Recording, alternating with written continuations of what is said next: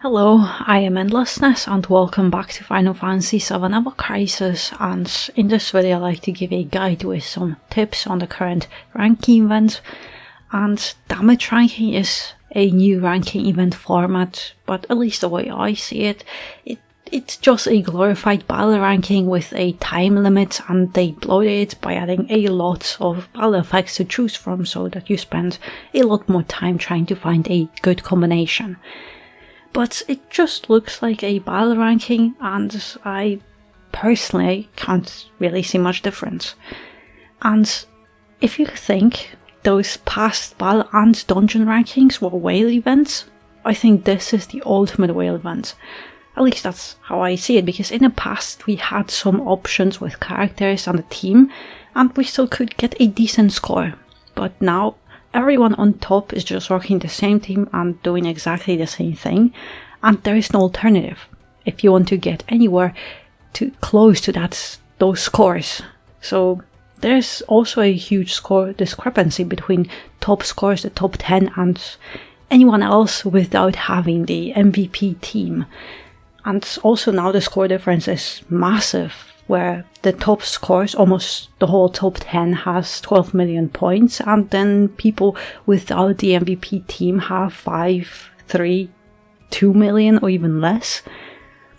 Of course, there always has been a difference between scores, but I think it was never this huge. So this new ranking event comes with a lot more battle effects, but it still works pretty much exactly the same as battle ranking. Just instead of stage level, we have now a limit on how many buffs and tiers we can choose from, and also instead of effects that affected us in a negative way, we have now a lot of effects that affect us in a positive way, and they increase our survivability and mostly damage. And I tried a few different combinations, but I think you just want to prioritize all those damage buffs and still give yourself a little bit HP and at least reduce bosses' attack a bit. And this works well for me, but you should definitely play around and see if something else might work better for you. And also, if you use a physical team, then this magic attack effect, it won't be very relevant for you, but otherwise you should always max it out on a magic team.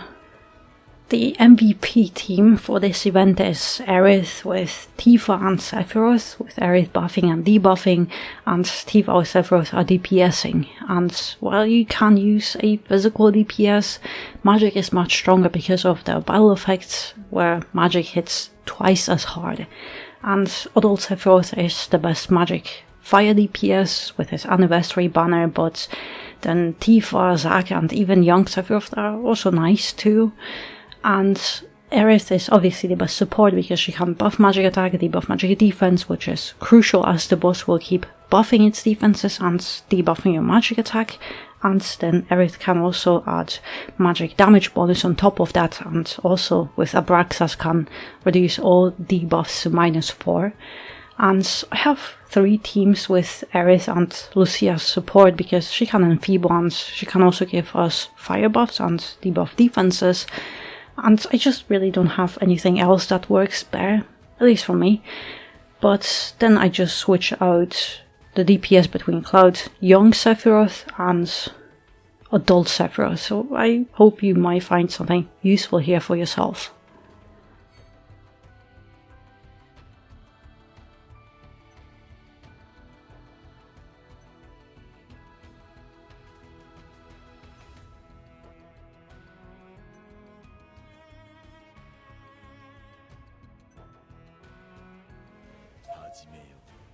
Alright, this first opening, we didn't have to do anything because the animation will interrupt us. But now here, try to do as much as you can. So start lowering defenses, apply fire resistance debuff, this new effect that comes with Sephiroth's new banner, and exploit weakness, Aerith, Abraxas, everything. So you get -4, and now just start breaking the extra draws not the triangles. I don't even have triangle on my team. And also with Aerith, you have to do Crimson one more time, because during the sigil phase the boss will debuff your magic attack, so otherwise you'll just go and do the summons without any buffs. But just one cast and you have +4. And well, I'm just going to replay this.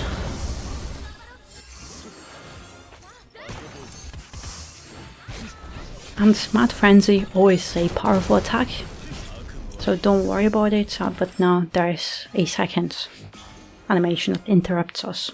So now we are back to the start, so the beginning of the battle. Just start debuffing magic defense again, and prepare for the sigil phase because it will come very soon.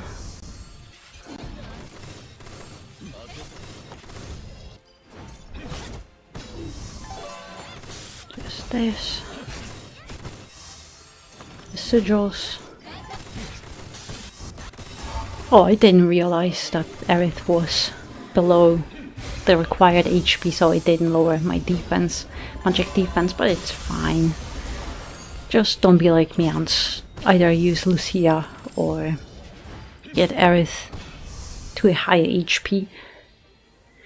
But yeah, so that's a whole battle. It's pretty much just ability spam to get through the sigil phase as quickly as you can, to get the stagger bonus, and then try to do as much damage during the stagger.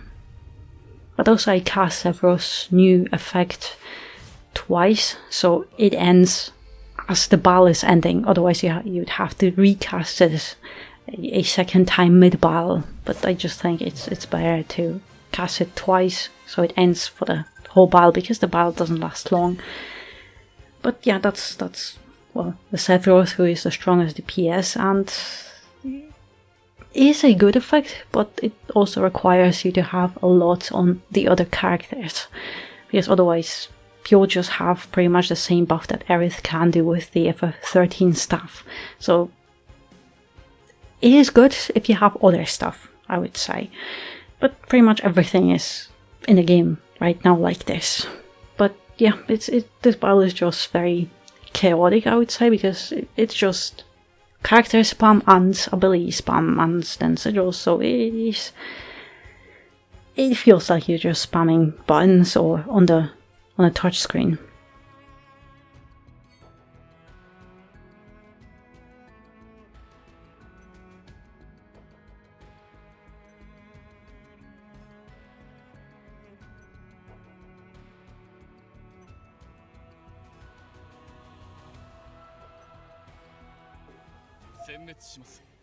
Alright, with young Sephiroth, it's a little bit different, at least I tried. I do Fire Breach also, because Sephiroth can't debuff fire resistance with -3 with one cast, so it is a little bit different. But now I get that +1, which will last a long time, and I also have -3, so that's good. That will be +4 on the boss, the debuffs, and now just do this again. Alright, let's do +4 Army of 1, and also Sephiroth has his ultimate weapon that can get his both attacks to +4, which you can use it before if you want to. It'll be just tiny, a little bit more damage on the summons.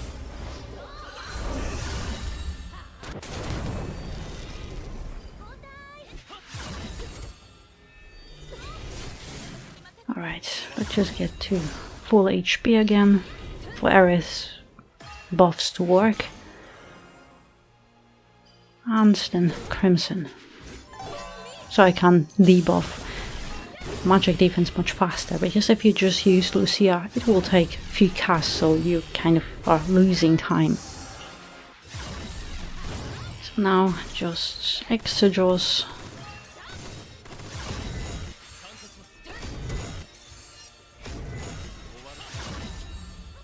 this.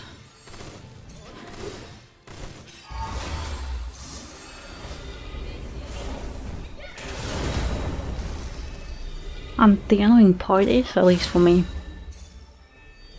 I always run out of battle time after the stagger ends because it's so quick. But here, let's just activate it. That was quite lucky because I got overspeed just at the end for the summons.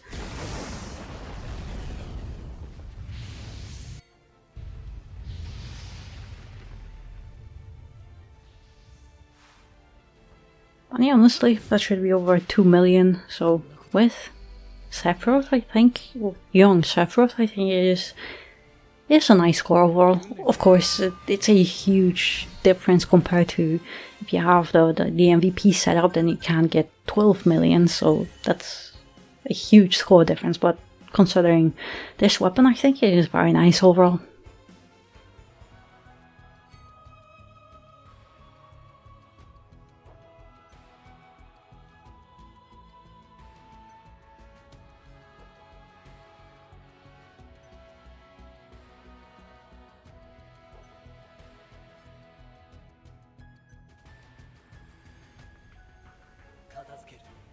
Alright, and now Cloud team, which is not ideal because you either want to use magic DPS, but just in case if you might not have a good magic DPS, magic fire DPS, then this hopefully may help you.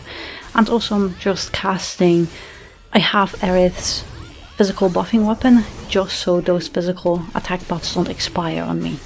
But the same thing, you just want to cast all buffs and debuffs, and then Abraxas, which hopefully you might have it, which is it significantly increases your DPS overall.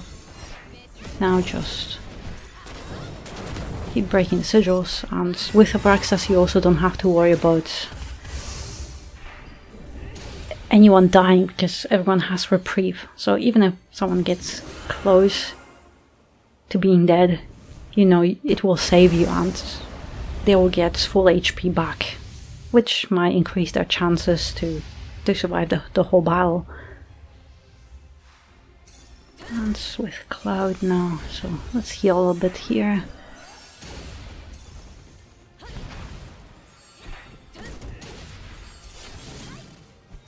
Alright, Lucia got reprieve, which is fine. Because technically no one should die, but also on this build I don't have physical defense debuffs, buffs for our team, so overall I take a lot more damage from this.